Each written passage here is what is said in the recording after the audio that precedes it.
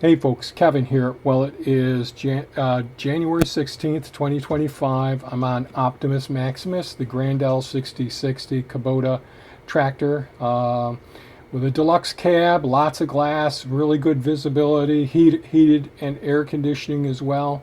And so I've got the front-mounted snowblower on the front of this, and this works extremely well. It's worked fantastic for years. I've had some challenges this year snow blowing because we had a great big thaw a few weeks ago, and it got up to like 40 degrees Fahrenheit. So all of the ground, we got plenty of rain, so the ground became very saturated, and then we had the snow start getting dumped on the ground multiple days in a row, which created an insulation blanket on the surface of the ground, which it interfered with the ability of the ground to solidify. Therefore, the snowblower itself, because we're on uneven ground, it will, when my front wheels start to dip down a little bit, that causes the snowblower, which is mounted out in front of the front wheels, that to dive down and dig in. So I do my best to hold it up. People have asked about you should lower your shoes, but the shoes are really great if you've got good solid ground, because that'll maintain it. But the two things that we have are very soft ground with an insulation blanket on top of it despite the cold temperatures. And the second issue is that we have undulating ground surface, so that creates another hassle as well. So I've been using soft bolts, and you can see where my tires just sunk in over there despite the temperatures being below freezing in the teens for a few weeks now. Anyways, I love this tractor and this snow blower. It does a fantastic job, but this season, because of that thawing event that we had, I've been shearing pins left and right. So I've got quarter 20 by inch or inch and a half inch soft bolts that are used as shear pins, and they work fantastic as long as the ground is frozen. We don't have any major issues. But in just a few seconds here, when I get up towards the top of the driveway, I will end up shearing another pin. Now I'm going out of my order of clearing the snow today. Because we had a significant snowstorm yesterday, over a foot of snow, maybe 16, maybe 18 inches. I just sheared the pin there. So I'm going back to the shop right now, and the pin that I keep shearing the most is the one. So this is a two-stage snowblower. The lower stage is the one that helps to break up the snow or ice that you're going through, the one that goes horizontally, and it works extremely well. And there are a couple of shear pins that can shear that operate that, but the one that keeps snapping here is for the second stage, the impeller that actually forces the snow up and out of the chute and throws it quite a distance.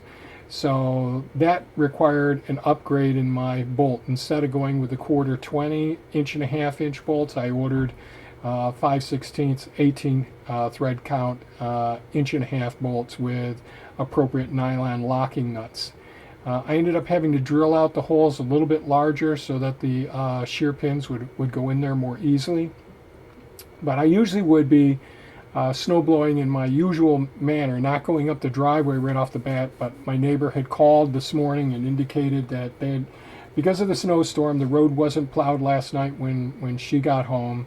And as a result, she tried making it into her driveway. She made it into the driveway, but on top of all the snow, and got completely locked in. And they tried multiple times trying to use sand and shoveling to get the car out.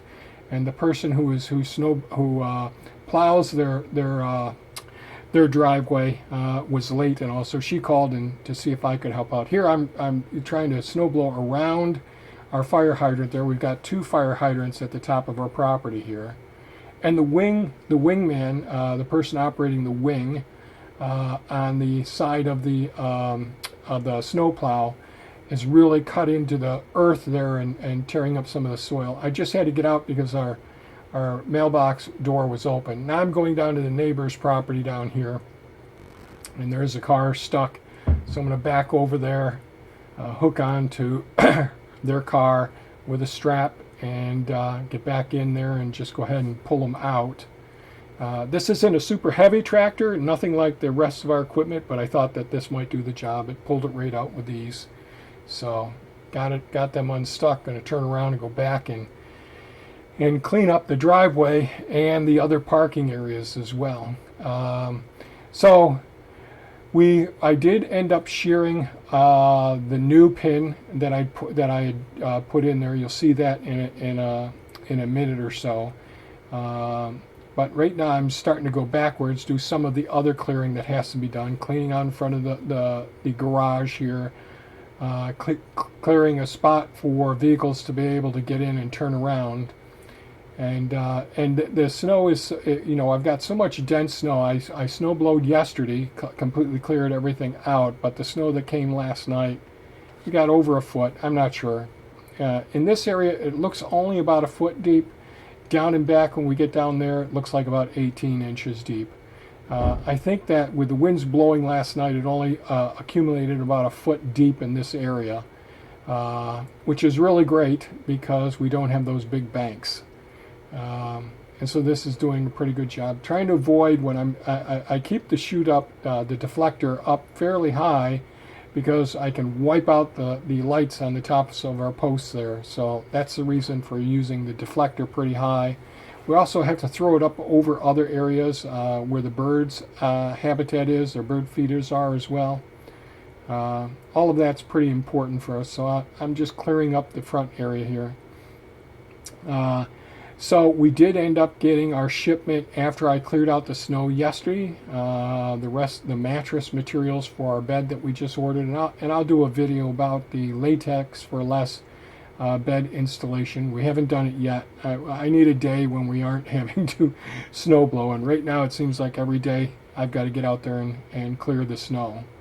The good thing about having the snowblower, I don't have these massive banks as a result of this, and by throwing it up in the air and it coming down and any fresh snow, it really compacts it down beautifully. You can almost walk on top of the spots where it's over 3 foot deep in many of the areas on the property where I've blown the snow. And it's so solid that you only are going to sink in just a small amount as a result. So things are going pretty well at this point. I'm feeling pretty confident, but as you can see, I'm getting up to the 4.5 foot.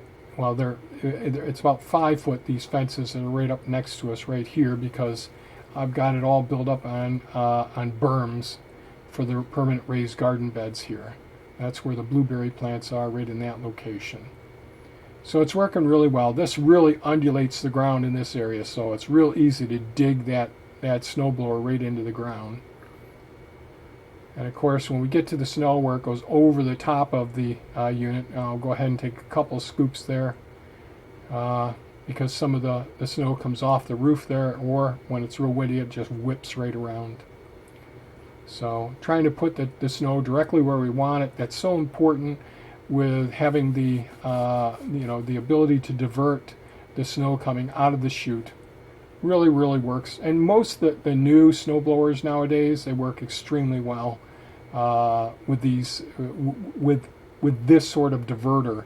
So you can change the elevation, how high you throw the snow, as well as where you're throwing the snow, the direction and all.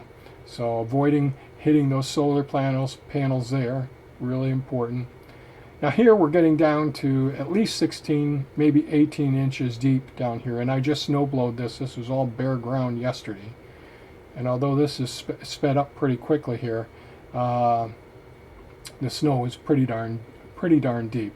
I'm actually going fairly slow today because the depth of the snow, I'm just going in it nice and slow and steady.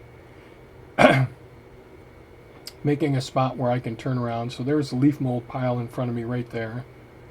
That's going to have to wait a while before I get down there and work with the leaf mold. So again, directing the chute so I'm not putting it in any place that I don't want it to collect and all. Now I'm going to clear out some of that snow in front of the sugar shack here because we keep some of the wood stored away in there. And then I went ahead and sheared another pin. So now it's about lunchtime. so the benefit of sped up videos and all. So I went ahead, this was when I drilled out the port for the 5/16 inch bolts. So it's going to work pretty good now at this point. And so we're finishing up the snow blowing operation. So a lot of just moving snow lately and office work, so really challenging. I'm working on a couple of articles, and I've talked about one of the articles I've talked about in the past of some of the renovations we're going to be doing with our own home and all. And we built that home back in the early 80s, and it is a passive solar home, but it's got vinyl siding on it. I already replaced the roof. It's a composite shingles that are on it now, but my goal is to make it more resilient for the future and all. And with the forest fires that's hit all the news in California and all, I really think it's a good time for me to share a couple of articles that I'm working on now. I'm working on at least 2 articles, maybe 3. So one of the articles will go over forest management. I think a lot of people have the wrong idea about appropriate forest management. So one of the articles go over that, and I'll probably make a video about that as well.